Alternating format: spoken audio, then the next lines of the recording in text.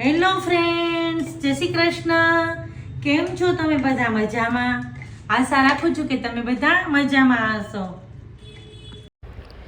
ચાલો આજે બનાવવા છે પકોડા. તો પહેલાં એના માટે ગ્રીન ચટણી બનાવી લઉં છું. એની રેસીપી તો મેં આપી છે એટલે ફૂલ રેસીપી આપતી નથી. હવે જો ગ્રીન ચટણી સરસ બની ગઈ છે અને વચ્ચે બટેટા બાફવા મૂકું છું.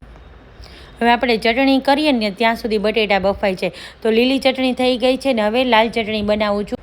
તો જો સૂકા મરચાં પલાળી દીધા હતા તો એ લઈ લીધા છે. લસણની કળીઓ, જીરું મૂકી અને લીંબુનો રસ નાખી થોડી હિંગ નાખીને આપણે લાલ ચટણી બનાવી નાખી છે.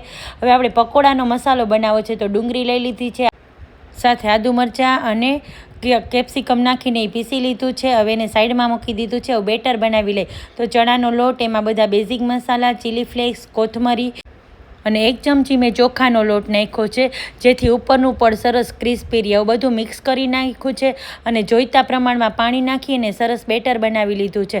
હવે બેટરને જો સાઈડમાં મૂકી દઉં છું અને આપણે મસાલાનો વઘાર કરી લઈએ. તો 2 ચમચી તેલ લઈ લીધું છે ને એમાં હિંગ નાખી દીધી છે અને જે આપણે બધું વાટેલું હતું કેપ્સિકમ, ડુંગળી, આદુ મરચાં એ બધું લઈ લીધું છે.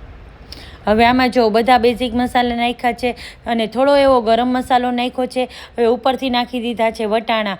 હવે બટેટા નાખું છું અને બટેટાને જો મેશ કરી લઉં છું અને આમાં લીંબુનો રસ થોડોક નાખું છું એટલે આ મસાલો પણ સરસ તૈયાર. ઉપરથી ધાણા ભાજી નાખી દીધા છે અને આ મસાલો થઈ ગયો છે. હવે આપણે બ્રેડ વડાનો તૈયારી કરીએ, પણ એ પહેલાં જો કાલની દૂધી હતી તો દૂધીને મેં જો આ રીતે પીસ કરી લીધા છે કારણ કે હલવો કરવો છે. અને હવે બ્રેડ પકોડા માટે આપણે જો બ્રેડ લઈ લીધી છે તો 2 બ્રેડની સ્લાઇસ હોય એમાં એકમાં લાલ ચટણી લગાડી દીધી છે ને એકમાં લીલી ચટણી લગાડી દીધી છે. ઉપરથી આપણે મસાલો મૂકી દેવાનો છે ને આ રીતે હાથેથી સ્પ્રેડ કરી દેવાનો છે અને ઉપર પાછી બીજી બ્રેડ મૂકી અને એક વચ્ચેથી કટ કરી લેવાનું છે. અને પછી આપણે ચણાનો લોટ જે બેટર બનાવ્યું છે ચણાના લોટનું એમાં ડીપ કરી અને તળી લેવાનું છે. તો આ રીતે પકોડા બહુ જ ટેસ્ટી બને છે ને થોડો ચોખાનો લોટ નાખી તો ક્રિસ્પીનેસ પણ સરસ આવે. હવે જો ઉલટ પુલટ કરીને આપણે પકોડા તળી લેવાના છે અને મસાલો વઘારેલો છે એટલે તો ફટાફટ બની જ જાય. તો પકોડા તૈયાર છે.